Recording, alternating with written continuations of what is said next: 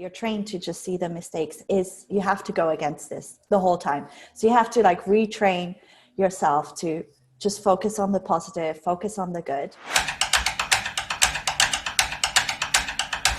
So we have Piri right here. She is currently here in Switzerland, if I'm not mistaken. She is having a dance studio, precisely ballet studio. Welcome, Piri. Hi. Hi. How are you How's it today? going? Good. How are you? I'm good, thank you. I'm good.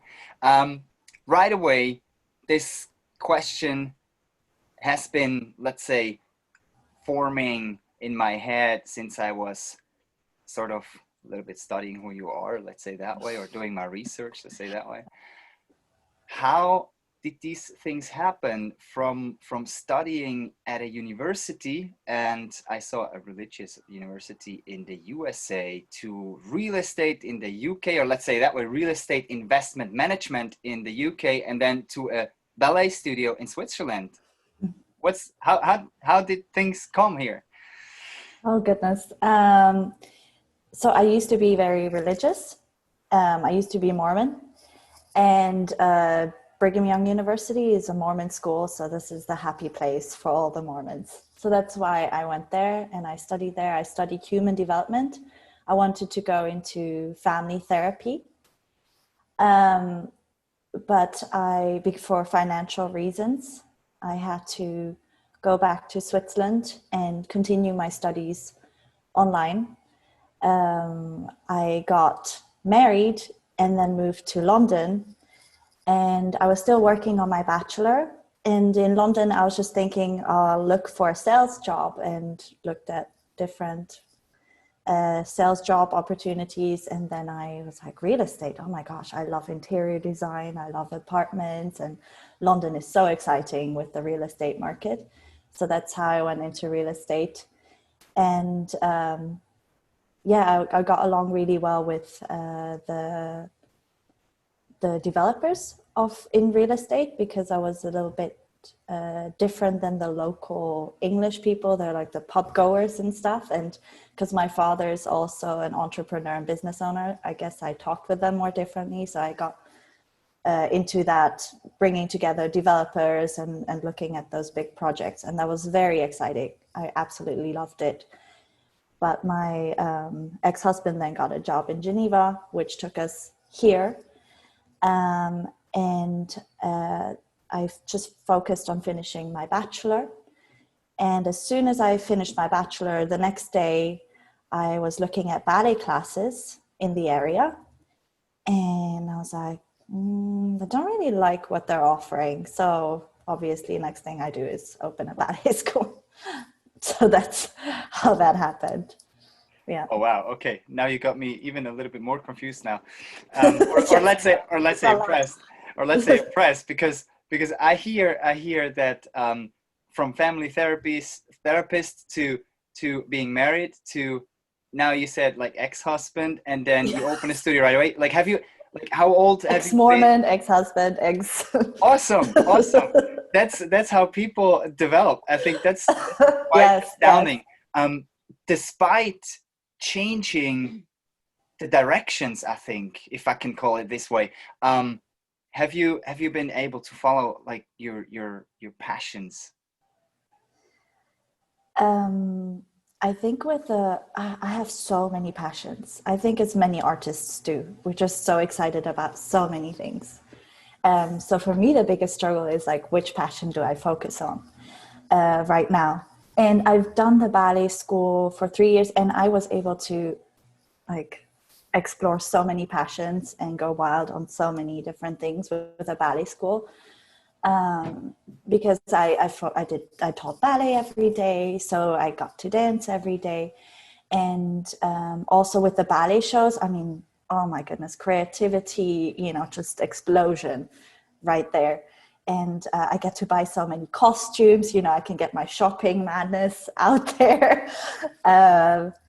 Yes, so I got to choreograph, pick different music, and the stage design. So that really like was a creativity madness. I loved getting a lot of my passions in there. But I've done it for 3 years now, and I'm like, okay, I'm ready to move on to the next thing. So wait, from like, you're talking about the studio right now? Yes.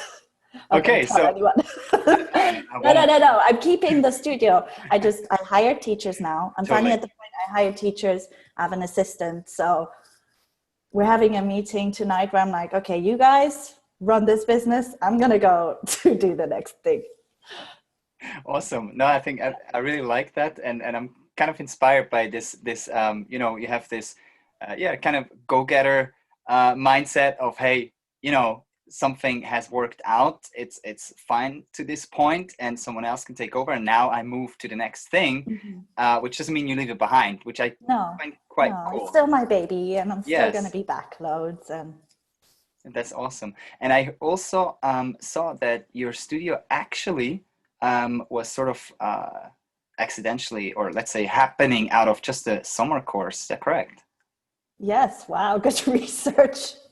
Yes. So I think I'm number one business mindset, number two artist.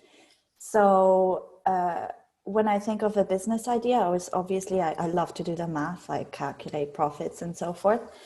And summer courses theoretically looked very profitable.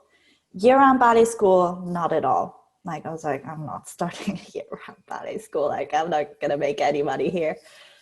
So I started the summer course, and I saw there were 2 other ballet schools in this town. I mean, you don't need 3 ballet schools in a small town. So there's no way I'm gonna start a ballet school. And then I did the summer course, and people were like, Piri, please open a ballet school.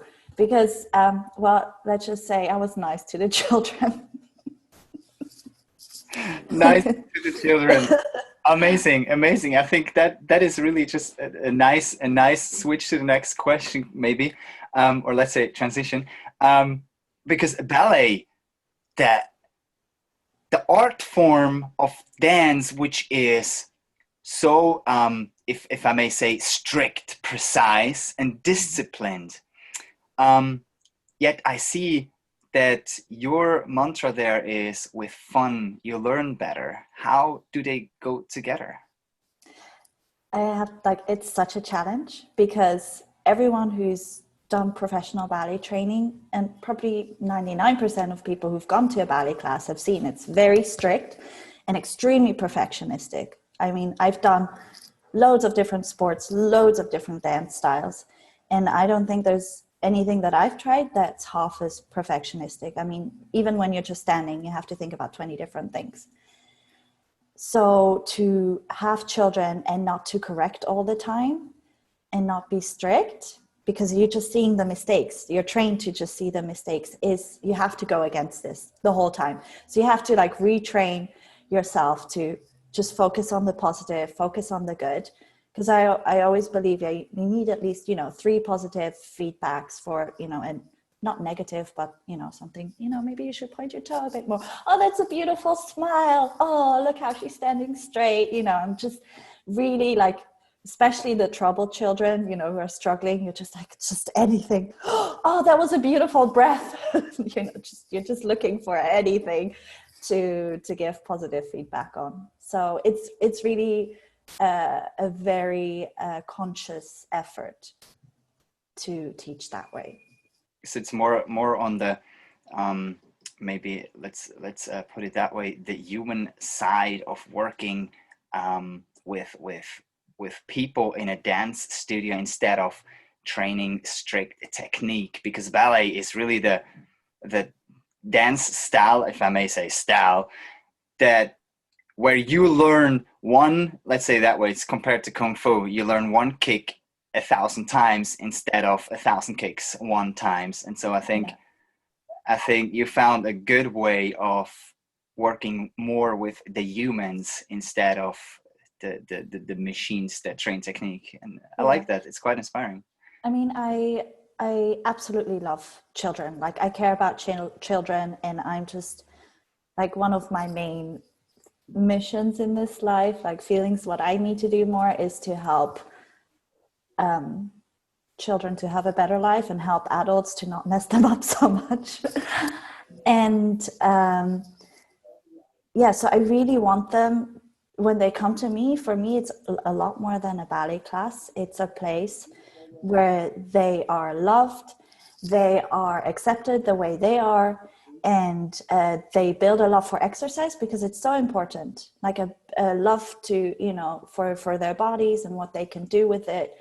And, even if they quit my ballet classes and they do different things, parents are always like, I'm so sorry, Piri. I tried to convince her to continue, but she really wants to try something else. I always say, no, that's great. That's great. Like, they need to try different things. They need to find their passions. Like, don't just stick with one thing. So I'm really beyond the ballet class, really. I just want them to build their confidence, build their love for connecting with their bodies, and yeah. I think that's amazing, because it always reminds me, or right now reminds me of this quote that is actually coming from Mikhail Baryshnikov. He says something that dance is sort of the essence of the soul. He says, dance for me 1 minute and I can tell you who you are. Mm-hmm. And I think it's amazing that you sort of care about the humans in that, let's say, with this aspect, to work with them for being who they are, because nowadays in this digital time age that we are, it's hard. People are used to swipe. It's so much attention needed. It's so many things happening. And I wanted to ask you, how comes that you think this way? Is it something that is based or maybe came through your experiences when you started with ballet? Definitely, yes. I was always accepted into the best ballet schools because I had like the right physique and everything. They're like, oh yeah, she's gonna be, very talented and stuff. But I was never passionate about it. I mean, it also has to do with I'm number one, a businesswoman, so I always knew I wanted to start my own business. But my teachers were always awful, like so strict. Of course, I had like some good ones, but they didn't really revoke passion in me. It was always, negative mostly, and, focus on weight and all this stuff. And I think ballet can be so beneficial for anyone. Like, there's so many benefits to it. And so I wanted to take what I gained from ballet, because I have so many benefits from it, just posture and all these things, and but turn it to make it make it more. I mean, the world today is not the same as it was 50 years ago. I mean, people are not okay anymore with having somebody scream at their kids if they're not standing with a straight back. I mean, there's still parents out there who are like, that's good, please scream at my kid. But I think generally most people want their kids to be treated well. And I just, I grew up with 8 siblings, and I'm one of the older ones. So I've been like a second mom at home. So I've always looked after children, and I always loved children. So I think that's where it comes from. I just love children, and I want them to be happy, and I want them to have a good time. So that's probably a lot of it. That's amazing, believe it or not, but we have something in common here. Yes? Yes, regarding the siblings and being sort of part of, parenting, So yeah, that's awesome. Huh? How many siblings do you have? 5. Not as many as you, but almost. That's a good number. That's a good number. So like oldest is now, I think, 36, and the youngest is just turned 18. So wow, it's quite a gap in between somewhere. Yeah, but it's awesome. It has its pros and cons, and I think I was thinking about the whole time when I was speaking before, because I completely agree, and my mindset, I think, is exactly on that level when I teach classes as well, especially with kids. But I also sometimes I'm sort of pull back and forth sometimes because challenges make us grow as human beings. And there's this saying, per aspera ad astra, through hardship, through the stars. And you just said it yourself, because of your experiences, you got where you are, you became who you are. And is it something that you also maybe try to balance when you teach kids, or not at all? Because being really strict, or experiencing a really strict period in life where you have been really going through dirt, teaches you a lot. And just... Yes, I'm so back and forth on that one. On one hand, I've definitely seen like how the most difficult times just give you a boost. It's like when you're in Mario Kart and you drive over a star or something and you speed up. I think that's like how bad times are. It's like a sped up process. And at the same time, you know, I'm reading a lot of books and they're like, you don't have to believe that you have to go through hard times to grow. I'm like, okay. But yeah, no, the thing is, like, they can have enough hard times. They don't need a hard time in my class. But no, I definitely challenge kids, because that's also part of the fun. Like, if it's not challenging, they're not going to enjoy it. They're going to get bored. So I definitely do that in my classes. They're very different levels. Even if they're the same age, the levels are so different between different children. I don't expect the same thing from everyone. You know, from one child, I expect much more than the other one. And we make sure that everyone is challenged. It's very important, so they also see the progress and can be proud of that. I think for everyone that will be watching this was a really important point, that actually says that you actually pay attention to each individual and treat them individually, mm-hmm. with challenging and comfort. And I think that is key and so important. That's just amazing. I like that. That's awesome. Do you only teach kids, or also adults, or like private classes, or? So it's 95% kids. I think our average age is 5. So they're young kids, which is so challenging and so funny, and fun, but very challenging. So it's mostly young kids, but we do have a couple of teenagers. We have one adult class, which I don't even know if we can still continue like after the new guidelines. I don't know. I just have one adult class. I'm not worried. I'm just so happy I can keep my kids going to classes. I was just like, please let them keep going. And the parents as well. They're like, please let my kids continue going. Yeah, I can imagine. It's not easy. Is the studio right now your 100% job, or do you have some other work?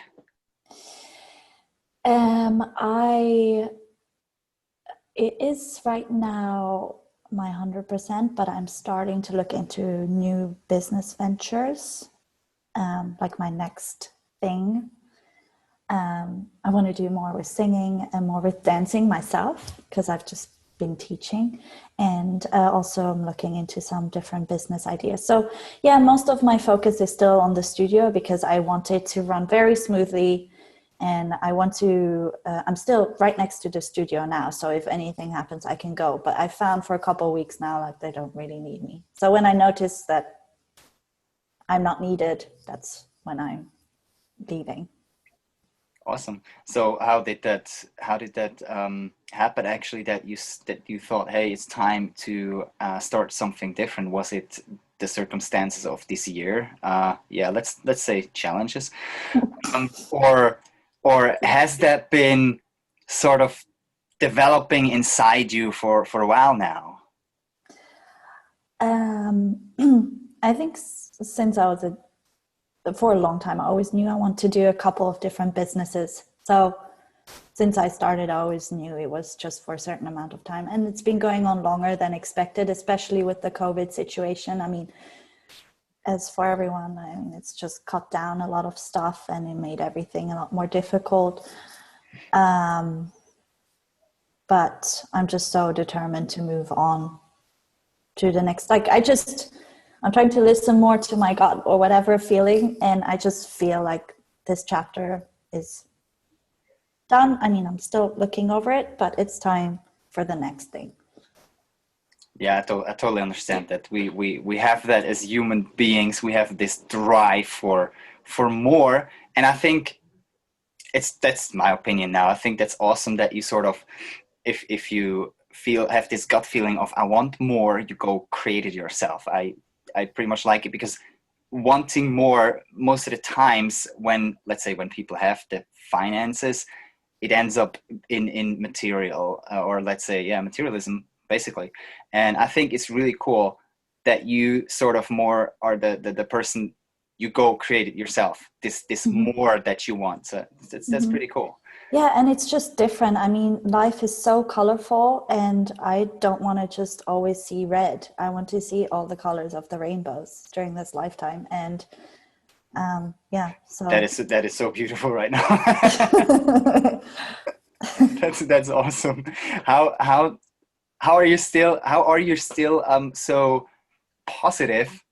Because I've, of course, I've spoken to so many people lately, especially about this year and where's this going, and how you get your willpower, motivation. How do you fuel your fire? How you do that? I think punches fuel my fire. I think the harder it is, the more I'm like, I don't know if I can swear. I'm not going to swear, but like the more I get knocked down. I mean, the last 18 months were just insane in my life, and it's really helped me so much to see the strength. I think sometimes it's good to have really bad times just to see how strong we are, because I think sometimes we think we're weak, especially in Switzerland, because I mean, we don't really have big problems. Worst comes to worst, there will be a place where we can find shelter and food. We will never starve. So we can always get up. So my worst case scenario, I'm going to move to my parents who live in the beautiful mountains. They have a hostel there, which is empty right now. But they have goats and they have puppies. That's my worst case scenario. So goats and puppies, worst case scenario. I mean, how awesome is this, right? Yeah, I need to. And I think I have a lot of confidence. Like, I know every human being has so many talents and so many possibilities in their lives, but I know most of them don't know this. But I know this, like, even if this business fails, which would be awful because I've worked so hard for it. But if it fails, I can start something new. I can start over. I can do it again. It's okay. So yeah. I think also my parents, I mean, they are like this. My father has lost his business and now starting another one. And yeah, I had that example from my parents. They're definitely like this. No matter what happened, they were always very positive. They're like, we'll always have food. We'll always have shelter. We're fine. So I think I slowly understand that, or let's say that I understood slowly. You are sort of the master of moving forward in any aspects of your life. That's what I see, honestly. Regarding business wise, your hobbies, and even relationship. yep. So maybe if I may ask, like, how did, or maybe let's say yeah, how or why or did that happen? Because like from very religious, a Mormon, then married and not married anymore. Yes. So I grew up extremely religious, and it wasn't just that I went along with it. I was very passionate about it. I absolutely loved my religion. And I was even a missionary in Germany, which means I volunteered for 1.5 years just to do missionary work, just to tell people about my church, because I thought it was so great. And then when I was dating my ex-husband, we started doing some more research into the church, and not just material that we got from the church, but outside. And there was just so much stuff that I could not stand behind that, I decided to leave the church, because I said, if like these are God's leaders, I don't want to be in heaven. Like, I don't want to be with God. Like, if these are his best people, like I'll go to hell or whatever. Like, so I don't need to be there. So that was so difficult for me, because I had such a love for it, and I built my whole life on it. I mean, every decision I made was based on the religion. But I was already dating my ex-husband. I was already, we're pretty much engaged. So I've already made that decision. And in my religion, like I was 25 at the time. If you're 25 and not married, like, it's time to get married. Like, you're late. So I had that pressure to get married, and it was a really great guy. I didn't know why I should not marry him, so I married him. And then just 5 years went by, and I realized I made that decision on my religious basis, not regretting the decision I made. Like, I had a great marriage, and I've learned so much. And that's actually something I hate, that when people break up, they're like, oh yeah, we failed this one, you know. I like, they see it as a failure, like, we'll try again, maybe the next one will work out, or, you know, divorce. And I really don't agree with that. Like, it was a perfect thing at that time, for that time, and just because it ends doesn't mean that that wasn't the right thing. And I completely agree with that. And I just got to the point where I knew, like, okay, I learned what I needed during this time, and it's the end of the chapter. It's time to move on to the next thing. Like, I didn't feel like I could grow in that relationship anymore. No, I totally understand. I hear out of that sort of a little bit that despite being consistent in your life and not like jumping from one thing to the other, you still managed to remain conscious in your brain for what you actually want, and not, and I think this is a very, very amazing thing that you have understood for yourself, that there's nothing that you need to regret. It's only the things that you didn't do to regret in the end. Where is your values and beliefs, like mindset wise? Yeah, where is that? Mindset wise, can you expand, like, what you mean?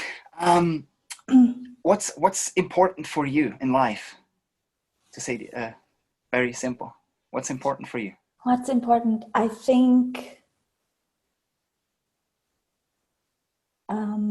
there's so many things, but just listening to myself, like becoming just one with myself, because it's so modern to try to distract ourselves with all the things and not listen to ourselves, and just follow my passions, like find out what my voice is and follow that voice. Especially with the religion, I've learned to follow other people's voices and make that my voice. So I'm unlearning that, because the more we listen to ourselves, I feel the more beauty and joy we have in our own lives, and the more we can give that to other people as well. Like, the more selfish we are, the more we can help other people, but selfish in a positive way, I find. I think, like, the moment you put yourself first, you can stop being selfish, right? So like this. Yeah, exactly. Yeah. Because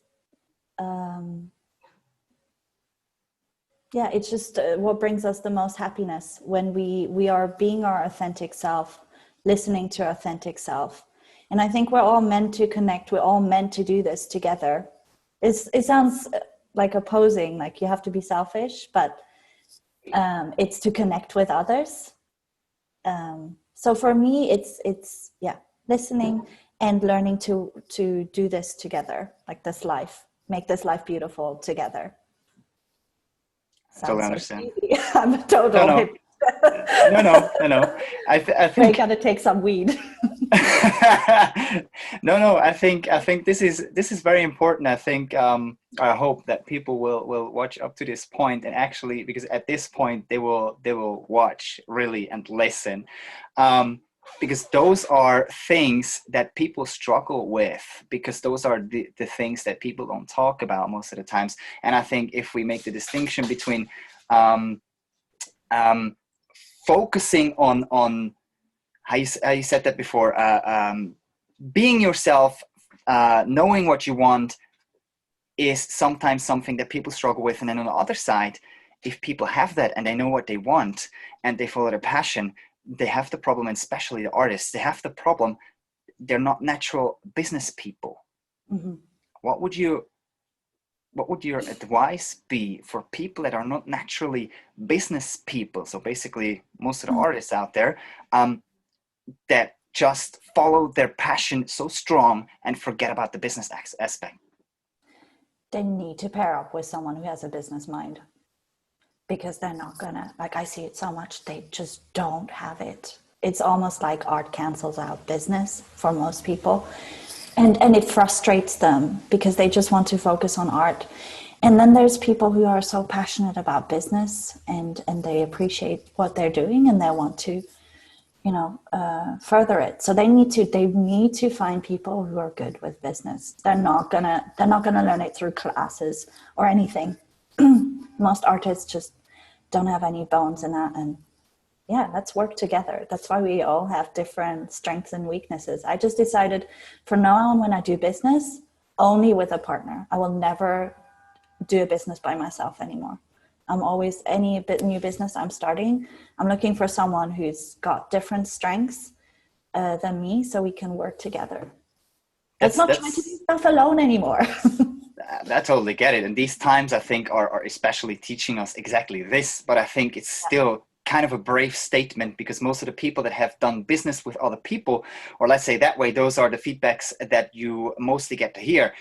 They advise you on never do business with someone else, do the business, make always sure that you own the business and that you can, that you don't do business with others. But I think it's amazing how you put it. And it also, like, I think that's the general mindset of yours. Like, correct me if I'm wrong, but it's the mindset that I hear of, you just need to work on it like a relationship, privately, business-wise, with your passion. It's not going to be perfect. I mean, it's easy for me to say I haven't started a business yet with a partner. Like we're discussing now with one of them, and it, like, I'm pretty sure it will go well. But yeah, of course, as with every relationship, there's going to be difficulties. Nothing's perfect. And and sometimes you do need to scratch that whole thing and then see what you've learned, but doesn't mean that it won't work with anyone else. And maybe you need to work on yourself, maybe the problem is with you. Oh, I love this part. I love this, what you just said. Most of the times it's our egos that stand in our ways. Like which were the biggest points in your life where you have been standing in your own way? Every day still. Like I'm totally my biggest, like, it's like me trying to run and then the other me like stopping me from going. But ego. I mean, I think with like having been religious and not being anymore, I constantly reevaluate, and I'm just the kind of person who always looks at, what am I doing wrong? What can I do better? It's just how I am. And it's very helpful in business, because if you always focus on what everyone else is doing, oh, you got stupid customers, you got stupid teachers, you got stupid this, then you're going to give up. But if you're always like, okay, like I've got a naughty child in the class. Okay, how can I help this child have a better experience? Like, what can I do that they're not so bored in my class? Then you make the classes more exciting. So it's just that mindset is so helpful, to always think about yourself. But at the same time, there are unhealthy people out there. So there's a negative side to that as well. You can be with very unhealthy people and then always, they're telling you, oh, you're being very selfish. And like, oh yeah, you're right. I probably am being selfish, So you have to be careful and weigh it out as well. I said that earlier on, that I think that you're sort of also managing in your life to remain conscious about all these things. And I like that for different reasons, because there is so many things happening. We're so distracted nowadays, and our attention span is like below 10 seconds when we look at something, when listen to something. And I like that you sort of a person, I don't know if that's the right word actually, but you actually are this master of being conscious and this fire of, I want to understand things. That's what I hear. Sounds good. Yeah, no, I really like that, because because most of the times when you talk to people about subjects, it ends up in not wanting to talk about it no more or any longer. That's most of the time an issue, not because of lack of knowledge, but exactly the points we have been discussing about standing in your own way, putting the ego first, feeling hurt, or let's say let the ego get hurt, instead of being conscious about, okay, this is like a conversation where I can grow and learn, where I'm challenged, where I probably sometimes maybe fall on a face flat and stand up again and learn. And I think that's amazing that you sort of remain conscious about people surrounding you, which are the advices that I need to regard or pay attention to, and which are the advices that maybe come from let's just say how you said it, unhealthy mind, maybe. I mean, like, in theory, I understand this, but it's a very different thing in practice. Like, it's so much of a learning process for me. Even now, I mean, the first time my mom was like, her child doesn't want to do ballet classes anymore, I was just like, oh my gosh, I failed. I just failed at life. Like this, I'm awful. And then eventually I figured out some people just don't want to do ballet anymore. Like, it's okay. But still, like, if somebody tells me they want to, try something else, I get like a, feeling. It's a learning process, and I struggle with focusing every day. I mean, even though you understand it in your head, it just takes so much time to get up again. I mean, just every day I'm like, okay, today I worked 5 minutes more than yesterday. Okay, that's progress. So you can understand everything in your head and still fight every day to put that into practice and really understand it with all of you. That's exactly what I was talking about. You understand the understanding. That's what put it this way. You understand how things need to be understood, and I think that's the understanding, right? I'm actually right now feeling very comfortable to talk to you about the actual, like, the current situations and this year. Like, let's recap. What has this been for you? Very short period. Nothing else to add. Okay, we can move on. No, I'm just kidding. Awesome. Just so crazy. It's when the first lockdown happened, like I said, for me, if something really difficult happens, that's usually when I grow. So I started online classes and discovered more of that, but it's just been so difficult to I mean, even with online classes, most kids were overwhelmed with all the schoolwork they had, so they just didn't have the time to watch my classes as well. But I made them better and better, and now it's actually gotten to a point where I'm like, wow, I could do a really good online ballet school, but I'm just a little bit sick of ballet right now, to be honest. Like, I need to do something else. But I made me discover that. But to be honest, like, I'm just worried for the kids, like, in this whole thing, because I see how they're getting paranoid. Like, I've seen one child saw another one they haven't seen for such a long time, and she went over and she gave her a hug because she was so excited to see her, and the other child was just like this, frozen. You could see she was so uncomfortable. So with this whole situation, I mean, it's such a mess, and so many people are having such a hard time with this. I mean, me as well, financially, it's made a huge negative impact.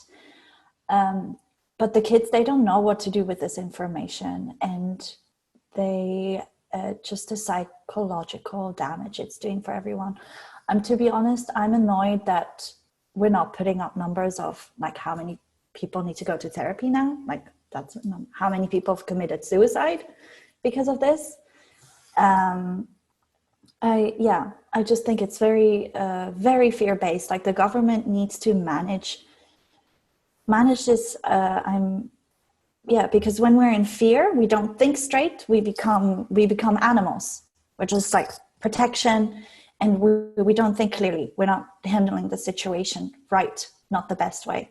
So that's my biggest problem, that everyone's just scared, and it's the government and the media's fault, because obviously like everyone's looking more media and they're having a good time with making us scared, and the more scared we are, the more media we watch and all of this. So yeah, and I feel bad for the kids. I mean, it's hard for my business, but I can figure something else out. And luckily I'm not in the worst situation. I think I agree with everything and see most of the points exactly like you do. Just at one point that it's only the government and the media, because we are, let's say that way, we, not the individual, but we as society, we've built this system the way it is, not knowing what it could do in a situation like this. And we've also built this attention-based sort of media kind of thing. So I think it's everyone's fault a little bit to some degree. Yeah, That's the only point where I would say, hey, I maybe disagree a little bit, but I totally, like, to put it very easy, it's where we're having the biggest influence for fear. And I think you explained fear very well, is definitely through the media, because there is numbers about therapy and suicide, and there is numbers, they're just not being published and communicated. And how many dreams were crushed, how many businesses failed. Yeah, I totally agree. Like there's I don't know, how do you think about that? It sort of works like a filter of only the strong survive. How do you think when someone says that? Because I'm always like back and forth between that. Is it good or is it bad? For businesses, I see the problem that the big survive because government will support the big, but not, I mean, yeah, we get some support from the government. But I mean, the small businesses won't be able to survive. So it just, yeah, of course, they're stronger. It is kind of true. Like the stronger survive, but doesn't mean that that's a good thing. Like there's lots of small businesses which give life to a place, which give meaning to a place. So yeah, it might be true that the stronger survive, but doesn't mean that that's the right thing. Doesn't mean the strongest kid in the class should be the leader. Yeah, I agree. I totally agree. And regarding the kids you said before, that's, I think, also the biggest point where I have a problem with this whole situation about kids not understanding this, just being ruled. And if you ask them, truly ask them, and I think I experienced this myself because I teach class too. I have kids around me too from family and stuff. If you ask them, they think so different about everything. And I honestly had to step in front of the class and I was starting to teach, and I was just saying out of, I don't know, there was some subject, someone asked the question or whatever. And then I said, in the name of humanity, I apologize that you have to experience this. And then one of the kids answered, yeah, when grown-ups are in fear, they, sometimes can't move anymore. Oh. I think it was probably the youngest kid in the room, and I was like, wait, hold on. See? I think that's our stars. It's crazy. But I still see this is what I fear, actually, that we mess up right now our future, our kids, so being a positive mind, I'm always thinking, what can I do? What is it that you think can be done? Well, to be honest, I strongly believe we should protect those who are in danger, and let everyone live their lives. I just think it's completely out of proportion, the whole thing. And we're just ruining so many things. So I think we should take care of those who are in danger, make sure they're protected, they're safe.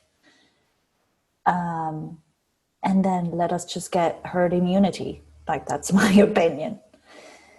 And like in this situation right now, where you say it's out of proportion, with which let's say that from a personal opinion, I agree.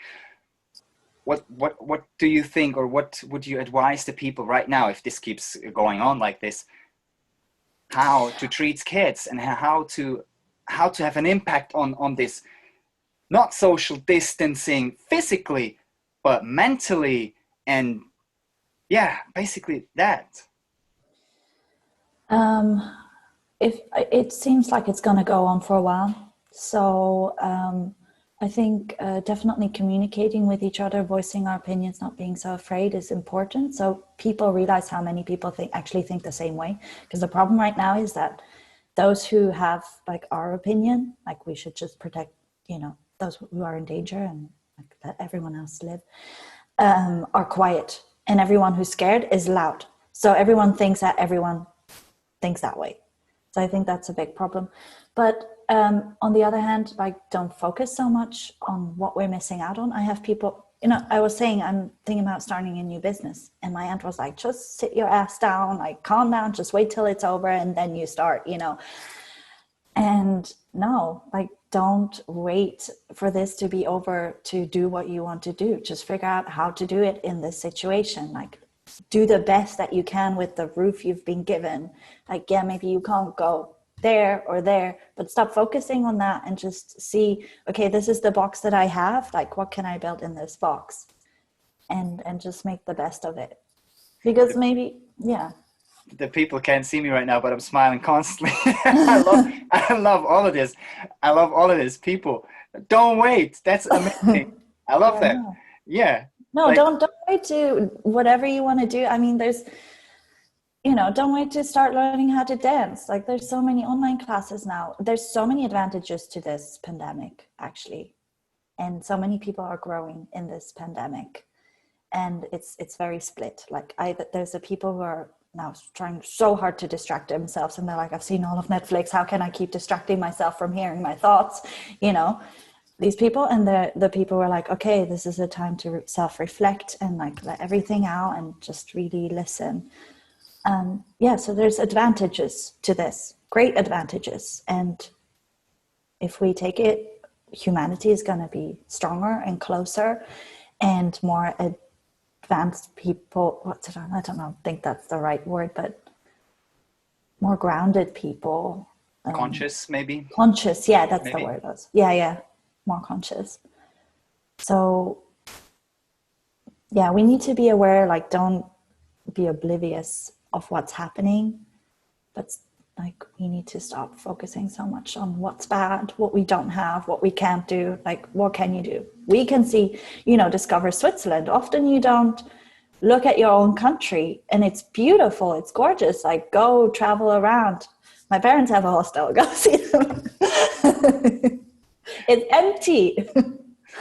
And it's beautiful there. Just see what you have and what you can do, and make the most of it. And maybe you'll find out that life is even better than what you were doing before, just running around all day. I totally agree. This is amazing, and we're probably going to exchange about the hostel later on. I need this. I need to see places here, because every time when we have, or let's say that way, when we had guests from the US or from wherever, like South Africa, I've had like teachers Yeah. coming in and stuff, and showing them around. They're like, "This country is so beautiful, and it's so clean, and the Yes. nature is so pretty. It's so green." And Yes. yeah, I agree. Yeah. And I think it goes all into that mindset of, hey, look at what you have. Wake up, do the work of thinking, become conscious. And I love all what you said. That's awesome. That's Yeah. amazing. And also, so many parents have told me they're so glad they're not running around anymore, because they were just running, taking the kids to this activity and that activity and that activity and this activity. And then they have this and that. And now they're like, we have so much family time. We have so much bonding time. And that's beautiful. That's amazing. So maybe it's all worth it. Let's hope so. Let's hope so. Maybe a last thing. You as a natural business person, is there sometimes, or would you have an advice for the people that are also like you, very strict business people, that maybe sometimes even struggle with being human, or passionate about something? I think everyone has passions. It's when we don't try stuff. So if you have a thought, I want to try this, like, don't think about it. Just do it. Just try different things, loads of different things, until you find something you're passionate about. I think that's the biggest thing. Like, so many of us think like, oh, we've been saying, oh, I've wanted to try roller skating. I've been wanting to try this and that. So just try different things. Awesome. I like that. I like that a lot. So yeah, hey, at this point, thank you very much. I think we have quite talked about quite some subjects, and Yeah. that's awesome. And I would actually love to follow up on that. Let's maybe do a second one later on, maybe even this year. Let's see. I'd love to do that. I'll So be yeah. like with tissues, like life sucks. I hate this. No, that's all I want. I'm actually not really worried about you. I think you got this. No, thank you very much for your time and for your inspirational and positive thoughts. I hope a lot of Thank people are you. going to see this and have the patience to listen through everything. Maybe even listening to it maybe twice. It's awesome. Thank you very Oh, much. thank you so much.